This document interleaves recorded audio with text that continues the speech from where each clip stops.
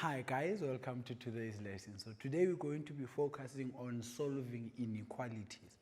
Firstly, we're going to look at the difference between an inequality and an equality to try to see what exactly do these two things mean, and then we'll look at a later stage quadratic inequalities to try and see then how does an inequality change from being just a linear thing to being a quadratic thing. But for now, let's just look at the question that is going to lead this particular lesson at the moment.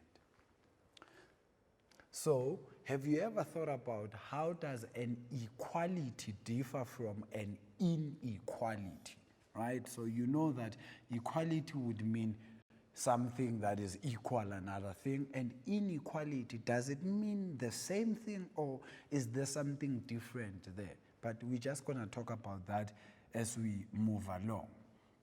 Our map for this lesson, we're looking at algebraic inequalities. There's going to be symbols that are going to represent inequalities, and there are types of inequalities, which is the quadratic and the linear, but we're going to start with the linear first. There's some rules that we need to adhere to when we're solving inequalities, and also there is 3 methods that we normally employ, and you guys can then always choose whichever one works for you best. The keywords for this lesson is an inequality. We're going to look at what exactly is an inequality, and then we will then make it to be a linear inequality and try to see how do we then talk about a linear inequality. Now, an inequality, compares two values, right?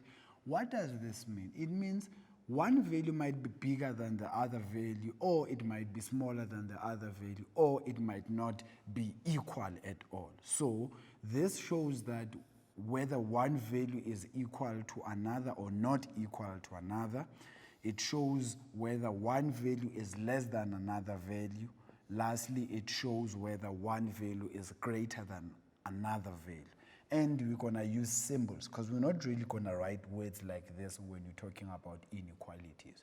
So in terms of symbols, not equal, you know that is an equal sign with a transversal in between, so like a slash, says that A is not equal to B. And you know, if I just said A is equal to B, whatever that A is, B is that as well. But if you put a slash in between there, it means it is not equal to. Then the A less than, so this symbol that I have in between these two letters actually says that A is less than B. And the one that I have now here that is facing the other direction says that A is greater than B. These two symbols are known as our strict inequalities. Why am I saying they are strict inequalities? Because at times it might be that A is greater than B, but also A is also equal to B. So we look at how do we then write that as a symbol, right? That's what I'm saying. These are only the strict inequalities.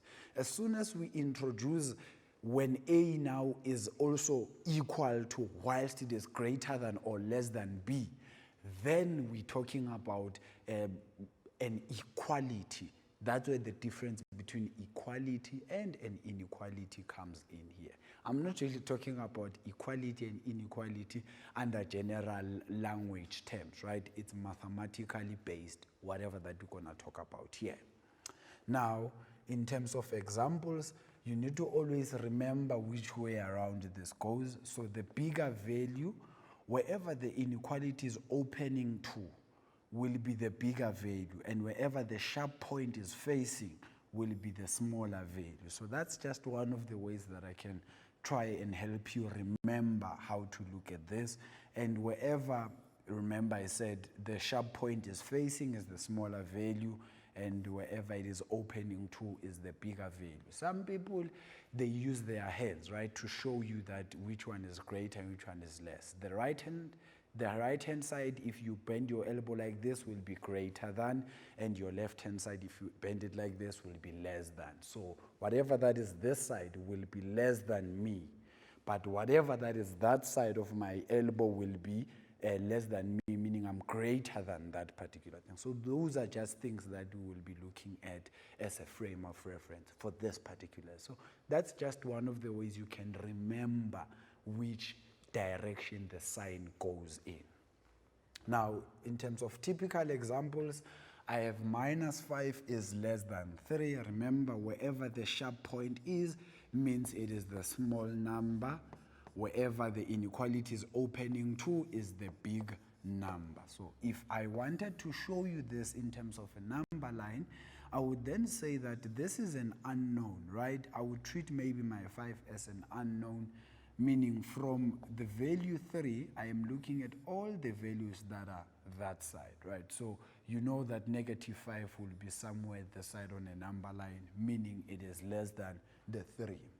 And then when I look at 3 greater than -5, it's just the other way around, but it really means one and the same thing.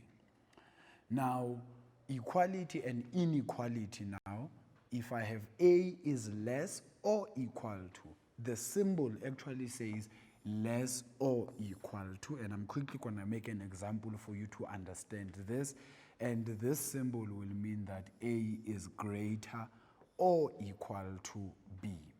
In terms of an example, if I have a plastic bottle, right, and I am told that it can hold up to 440 milliliters of cold drink, you know, the one that we buy from the tuck shop, how much cold drink is in the bottle? So it can hold up to, meaning the maximum capacity of the bottle is 440 mils. But it can also hold less than that. So the first point will say it can hold, or rather it could be 440 mils of cold drink, or it could be less than that. Why? Because the up to part means that's the maximum, but it can hold less than that.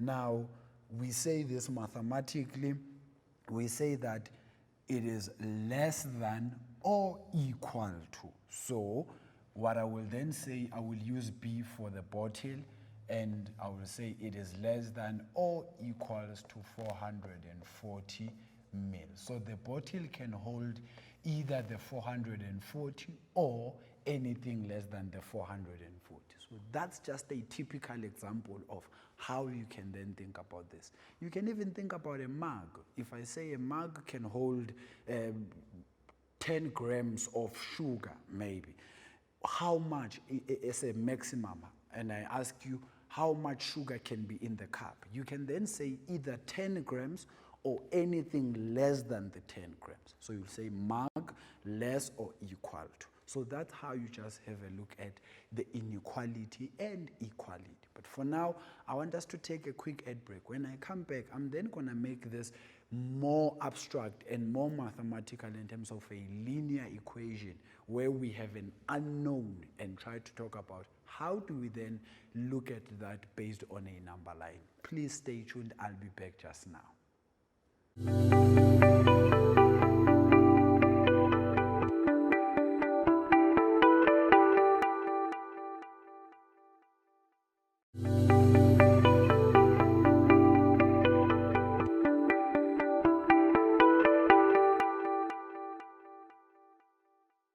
Hi guys, welcome back from the ad break. So as I said, that when we come back, we're going to look at a bit of more linear inequalities and try to see now how do we represent these things. What does exactly a linear inequality mean? On a number line, graphically, how do we look at those? Remember I said we will use 3 methods, right? A number line, a table, and a graph. So we're going to look at those different options and try to see exactly what does it mean. But for now, let's just jump right into it. So, all right, so firstly we look at what is the definition of a linear inequality, right? This will be a mathematical statement that relates a linear expression as either less than or greater than another expression, right? A linear expression that is.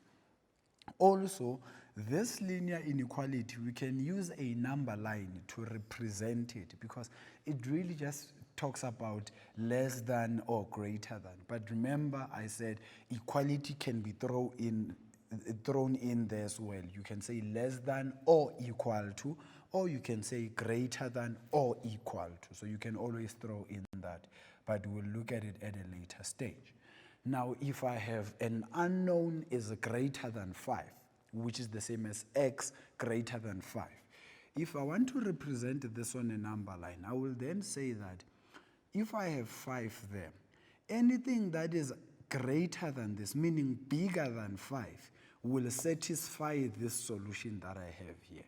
So firstly, I will have an open circle. Open circle really means that 5 is not part of the solution, right?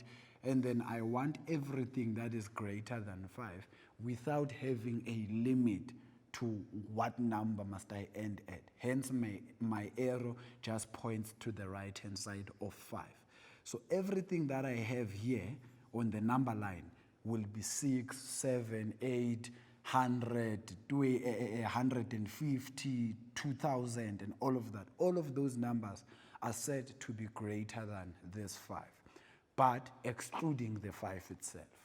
Now, if you say x is less than now -3, same thing. On the number line, I will say that's my 0 there, -1, -2, -3. I continue with my number line. From -3, I want everything that is less than this, right? But you know, with negatives, the bigger negative numbers are actually the lesser numbers, especially on a number line.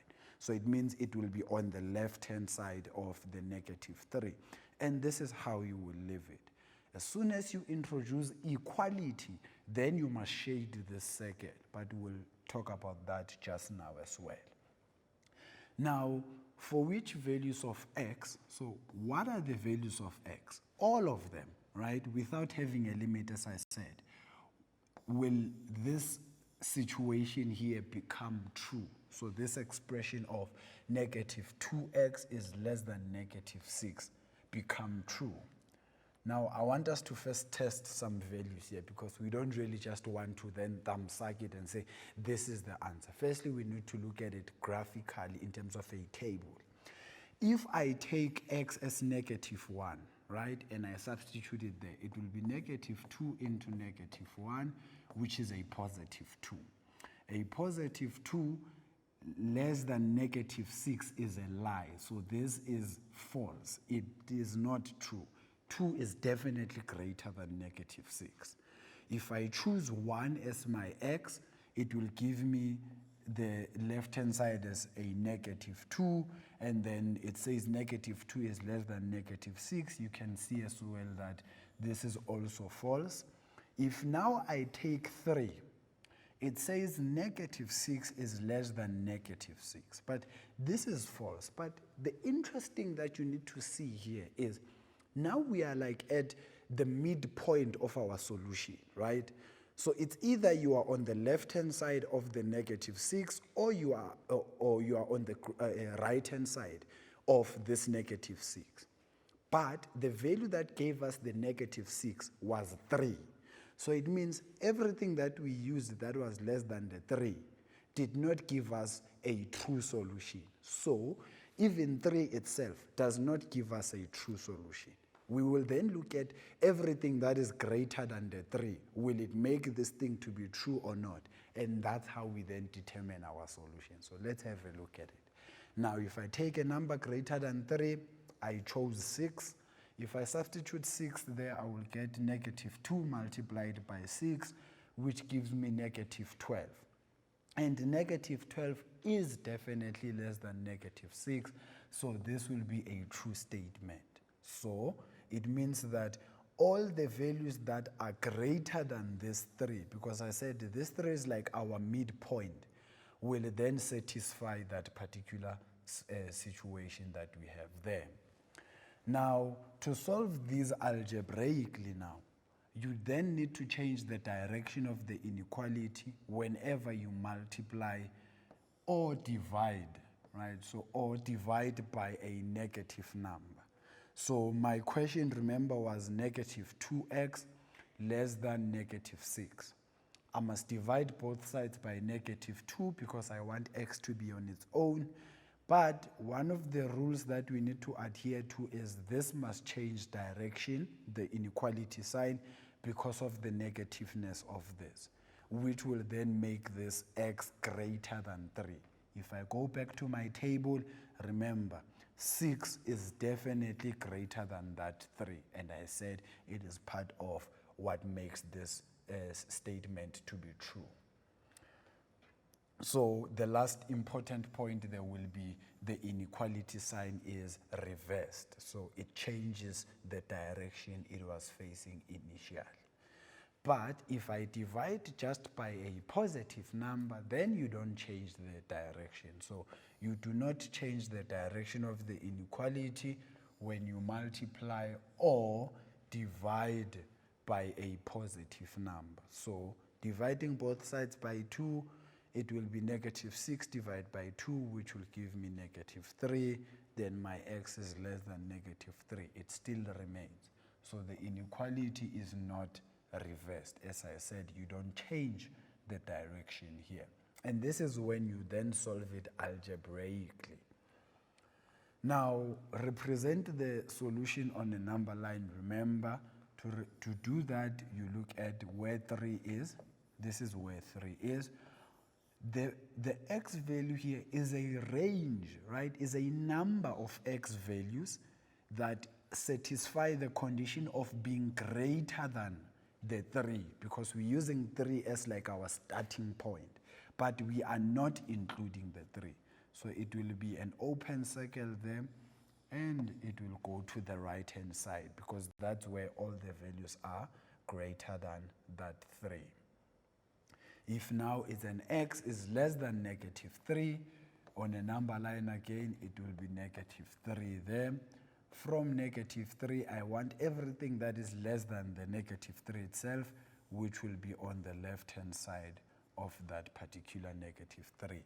Remember, open circle is when the number we are using as our starting point is not included. As soon as there's a bar there that shows equality, then we must include it by shading it. But now I want us to try and look at how do I then solve for x and represent this solution on a number line, right? To do that, you follow your basic algebraic rules. So this will be 2x minus x less than, and this will be 5 plus the 3, and 2x minus x will be x, and this will be less than 5 plus 3 will then be 8. So it means x is less than 8. So anything that is less than 8 on a number line will start from 8, but excluding the 8, hence it's an open circle, and it will go to the left-hand side because that's where everything is less than that 8. But I want you to then show this in terms of a graph. Now, remember, guys, I know that maybe you might have not looked at graphs as yet, but you've done graphs at the earlier grades when you were doing your maths. So here you will then draw the two graphs and look at where one is below the other or where one is above the other. So that's the condition that we are trying to look at graphically here. So it means if I say 2x minus 3 less than x plus 5, I am simply saying that the 2x minus 3 must be below the graph of x plus 5 if you draw this graphically. So to show you the two graphs, my blue graph here will be the 2x minus 3, and the other color here, which is like orange, will be x plus 5. Now this is simply saying I want where the blue graph is below the x plus 5 graph. Now we will look at where they are first intersecting, right? And we use that as our midpoint. On the left hand or on the right hand side of this, I mean, you can see the blue graph is above the orange graph. But on the left hand side here, the blue graph is below the orange graph. So to show you this in terms of how do you then see it on a graph, where they are intersecting, that's 8, right, and 13, but I'm only interested in the x value because we're using the horizontal axis. It means from 8 going to the left-hand side, this statement will be true, the 2x minus 3 less than x plus 5. So if you write this as a solution, you will then say my x is less than positive 8. Remember, if I go back to what I initially had when I was solving, I said this was x is less than 8 when I was solving this algebraically. So I can even show you this on a graph. Hence, I drew the two graphs. Now, let's look at some more questions to try and solve. Remember, whenever there are brackets, you must definitely get rid of those brackets. So this will be 5x minus 5 greater than 7x minus 7, right? And then I want to simplify this. It becomes 5x minus 7x greater than negative 7 plus the 5, right? Remember, you add the additive inverse on both sides in order to get x to be on its own, which will then give me negative 2x is greater than negative 2. Divide both sides by negative 2. Remember, the direction of your inequality must change, so it becomes x is now less than 1. And that's all the values that will satisfy this condition that I have here. And then another type of question that I have here, it's still a linear, although it has fractions, and I know that fractions can then throw you off. But remember, you multiply everything by the LCD, which is 12. It will then give me 3 into 3x plus 2 minus 4 into x minus 6, and this will be greater than 0. Remember, 0 multiplied by anything is always 0. And this will be 9x plus 6 minus 4x plus 4 multiplied by 6 will be 24, greater than 0. The 6 and the 24 gives me 30. The 9 minus the 4 gives me 5x is greater than negative 30. Then my x will be greater than negative 6 if I divide both sides by 5. So on a number line, this will then be, my x is here, so it's negative 6, must be greater than this, so it's on the right-hand side of this. Please remember to always open your circle. Also, I remember I didn't draw 1 for this one, so my number line will look like this. X is less than 1, so 1 there, from 1 to the left-hand side of 1. And that's how you will then represent this as a solution. Inequality is not just one specific value. It's a range of values that satisfy the condition of x being greater than negative 6. All right, guys, that's it from me. I hope you are still having so much fun. But for now, I want us to take a quick ad break so that you can just refresh and try to reflect on everything that you've learned thus far. And when you come back, we'll look at some more work. So please stay tuned. I'll be back just now.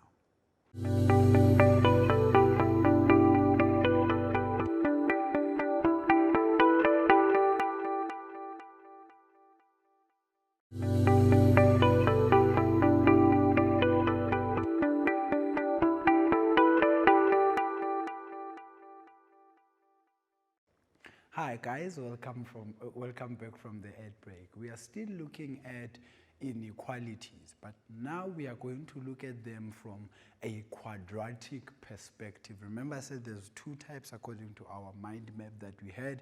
We've looked at the linear one.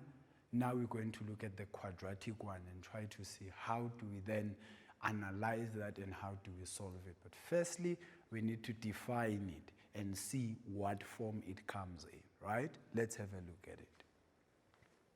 So, a quadratic inequality, or rather inequalities, are inequalities of the form ax squared plus bx plus c greater than 0, or the very same expression ax squared plus bx plus c less than 0, right? Remember, it's either greater or less than.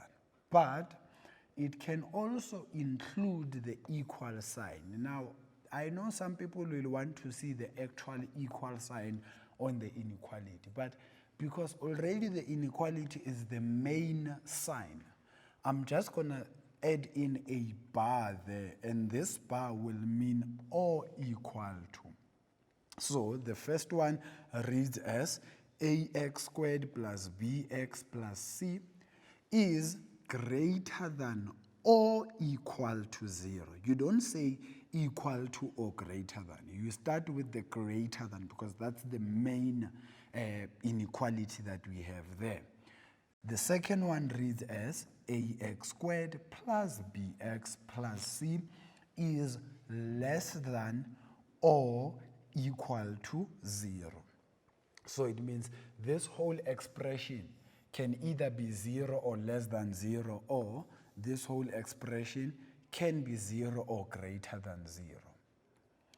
Now, when we want to solve this, we use a graphical approach. Guys, I promise you, if you master this, you will then get this correct. But the graph of y is equals to ax squared plus bx, so I'm going to draw this graph for you, and then try to show you where this particular inequality thing comes into play when we are talking about a quadratic graph. So remember that this is when a is greater than 0, meaning it has a minimum value for the turning point. So it's like your smiley face. You remember when they spoke about that. Now, if you look at this, when you look at this here of the inequality, of this graph, I mean, everything that we have here will make this expression here, ax squared plus bx plus c, to be greater than 0. Why greater than 0? It's because this is more like your y, right? And remember, from a Cartesian plane perspective, any value of y that is above the x-axis is always positive. Anyone that is below the x-axis is always negative. So above the x-axis, it's a positive, below it's a negative. But that's not the only one. So my first solution will be x is less than x1, whatever the x1 is there. And because I have another solution but in an opposite direction, I will then use the word or, because it is either this arm here or that arm there. So you can't say this arm and that arm. That wouldn't really make sense. So on this side, you will then say x is greater than x2. So it's when this expression is also positive. Why? Because it is above the x-axis. But as soon as it becomes below the x-axis, this less than 0 means that it is a negative, right? Remember that. Less than 0 means negative according to the number line. So my solution there will be the one that I use an and now. I don't use an or. So my x values will be greater than x1 and less than x2. So it's like it is in between two values. Now that's where the difference between the and the or comes in, right? The and means that it is trapped between two values. It is between this and that.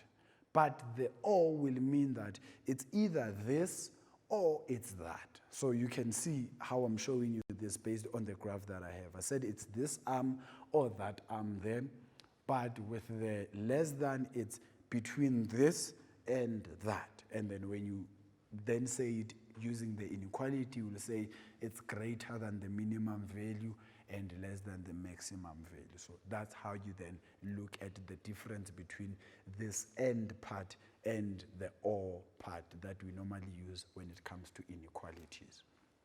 Now, let's just do an example, right, that has to do with solving this using an inequality. So remember, this graph is a negative graph, right?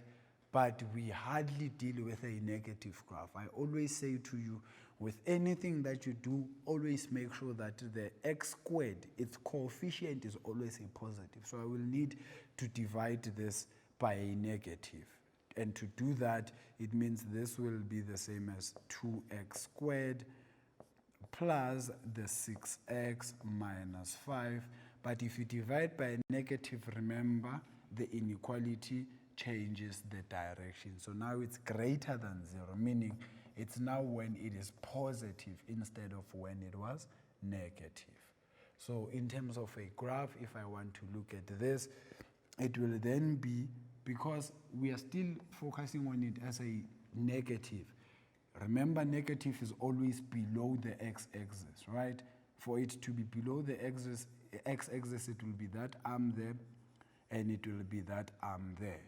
Why is it two arms? It's because as soon as you divide by a negative, it then makes it a greater than. So it's like you are reflecting this graph and making it to be a graph that we are used to that looks like that. So it is that arm or that arm there. So my solution for this then will then be this arm that I have here and that arm there.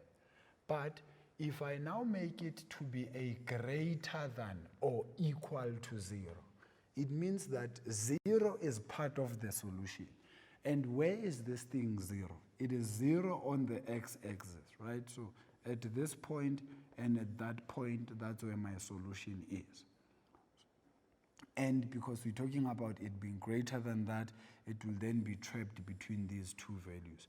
But remember I said if it has a bar, meaning it has the equality sign, we then shade our circles. So my solution on this graph will be between there, using a shaded circle from the minimum point to the maximum point that we are using. Now the method for solving this algebraically, because I just showed you using the graph, firstly you must make sure that you write it in standard form. So the inequality must be in standard form where a is greater than 0. And how do you do that? If it's not, you divide by a negative in order to make it greater than 0.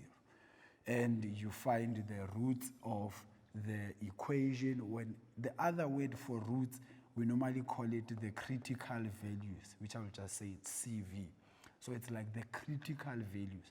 That's where we're going to use our starting point. So the two roots that you're going to find will be our starting point to talk about the solution.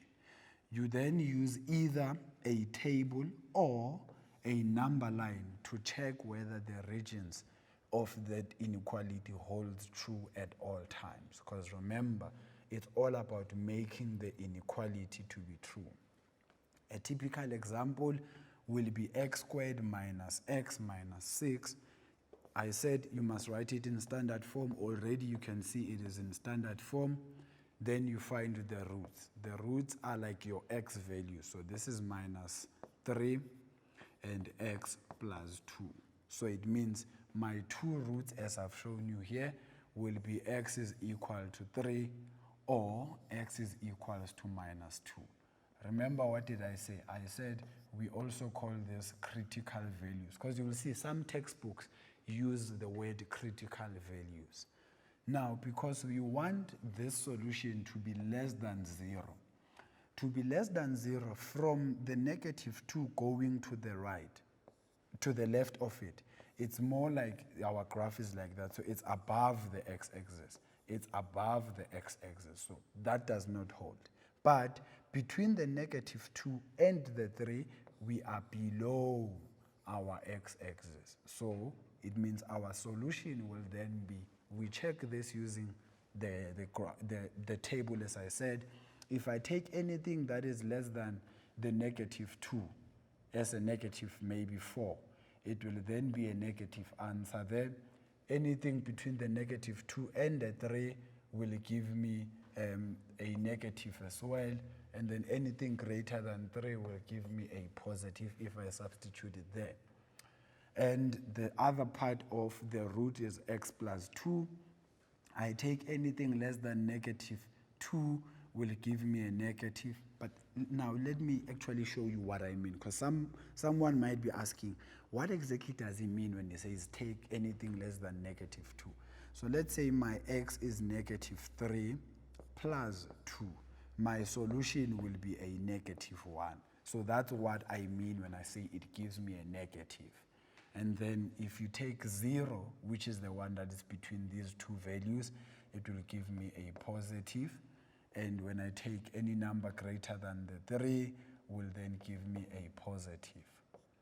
Now the goal will be to multiply the two brackets, and if you do that, you'll land up on a table that looks like this, right? Where it's a minus, minus, plus, minus, plus, plus, and then you multiply them. Negative by negative gives me a positive, negative by positive gives me a negative, and then positive by positive gives me a positive. But where do we want our solution? We want our solution to be a negative, meaning less than 0. So on this last part here, whatever that gives me a negative will then be my solution for this inequality that I have. So you can see automatically from this that it's when x is greater than negative 2, or rather, and I mean x is less than the 3. So it will be between these two values that I have there. So if I write it down as a solution, will then be that's how I will then write it down. So firstly, always make sure that it is in standard form as an inequality. Find the roots. When I talk about the roots, I'm talking about the x values, right? Solve for x, factorize, and get to the two x values as though it's an equal sign. What do we call those? The critical values. And then plot them on a number line such that you then have a smiley face like that. Try to use a table in order to analyze where that particular solution will be either positive or negative, depending on what the inequality is that I gave you. I want us to take a quick ad break.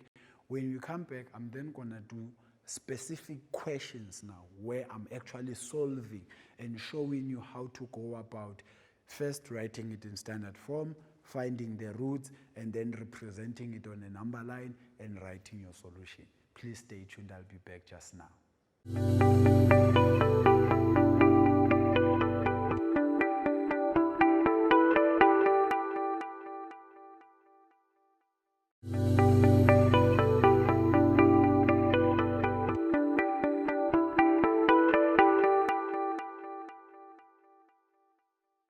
Hi guys, welcome back from the ad break. So we are on our last segment for the show.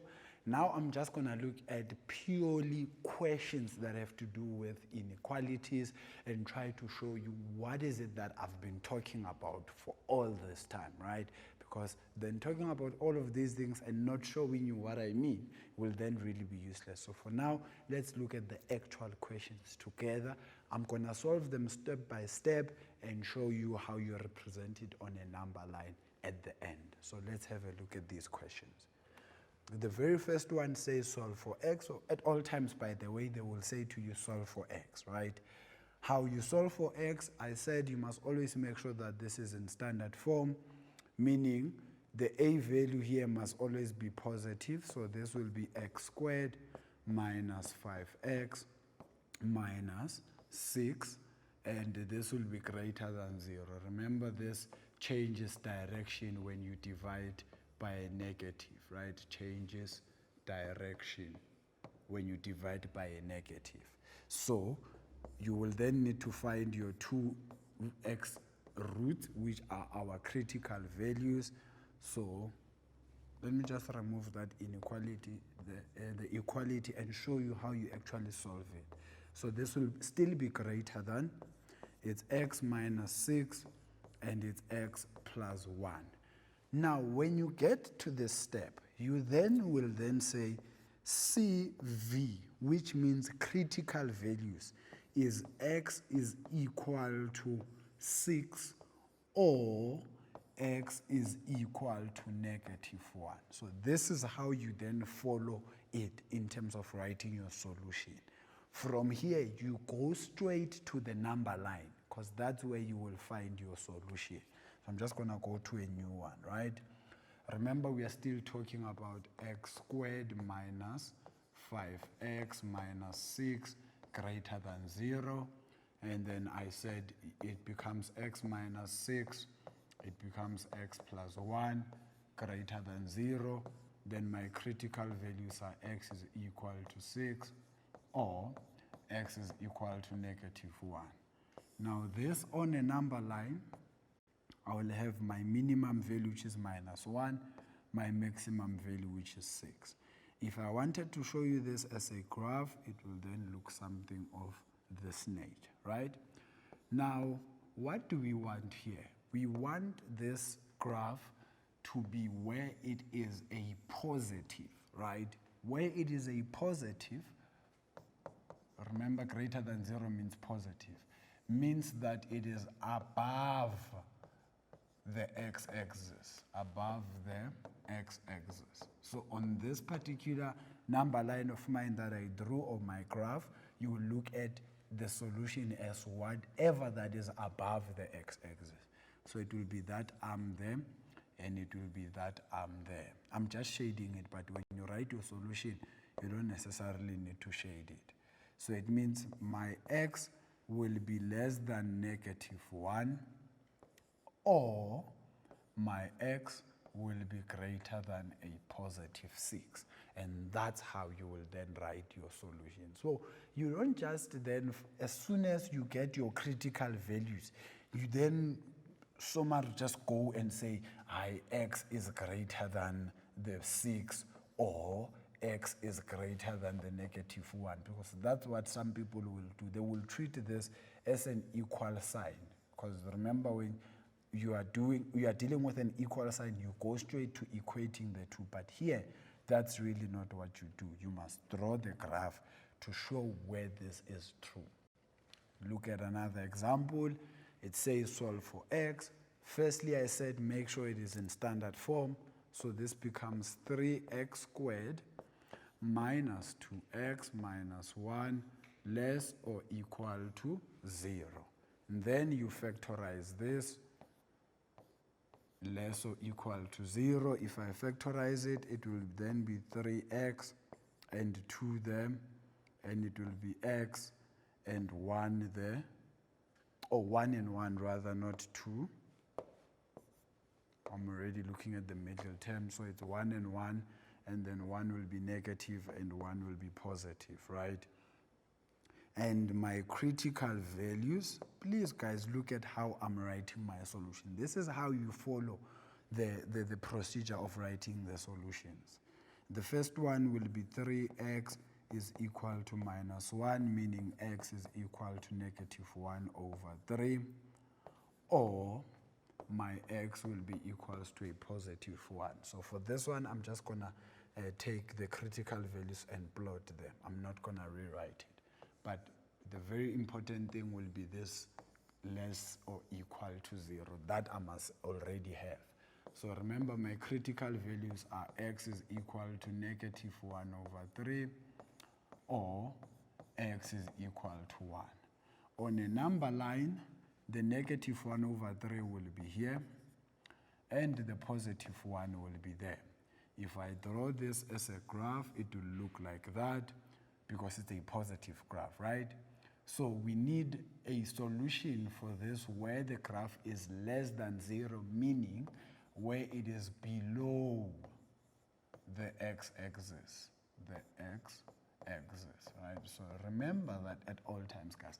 You can also just make these types of notes whenever you are practicing your maths, so that you can always remember what exactly does it mean, because some people don't really understand what the less or equal to means, or the greater or equal to, or just the less or just the greater. But always just try to make some notes for yourself.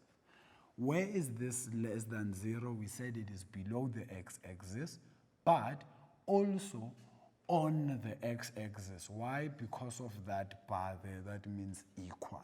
So my solution will definitely be there, and it will definitely be there as well, right? and it must be anything that is below the x-axis, meaning it is between those two shaded dots of mine. So my solution will then be at that point, and in between there. So if you write it down mathematically, you will then say x must be less than positive 1, but my x must be greater than minus 1 over 3. But because of the shading that I did here, it means I must also include the bar for the two things that I have here. Now, another example to look at, this is a difference of two squares. You must just factorize this. It becomes x minus 7, x plus 7, less or equal to 0. My critical values will be x is equal to 7 or x is equal to minus 7. And then you draw your graph again. To draw the graph, I'm just going to draw it here because I have some more space. It will be negative 7 and positive 7. I want it where it is below the x-axis. Where it is below the x-axis and also on the x-axis because of the bar. It means it's from that point to that point. So my solution will then be x is less than 7 and greater than negative 7, but also equal to them as well. One last example before I then look at my summary for the show. This will quickly be factorized to be x minus 3, x plus 1 greater or equal to 0, right? My critical values are x is equal to 3 or x is equal to negative 1. On a graph, this will look like this. I will have minus 1 there and 3. Remember, this is greater than, so it starts there and it goes above the x-axis. It starts there and it goes above the x-axis. So it will be x is less or equal to negative 1 or x is greater or equal to 3. And those will be my solutions. Guys, I really hope you understood that. Now, quickly, our summary, you always need to make sure that you go back and revise the meaning of the inequality signs, to remember again to change the sign when multiplying or dividing by a negative number, find the critical values, which is what I did, sketch the graph, number line or table to find the values that satisfy this. And really, guys, that's all that you need to do. I hope you had so much fun, as much as I did.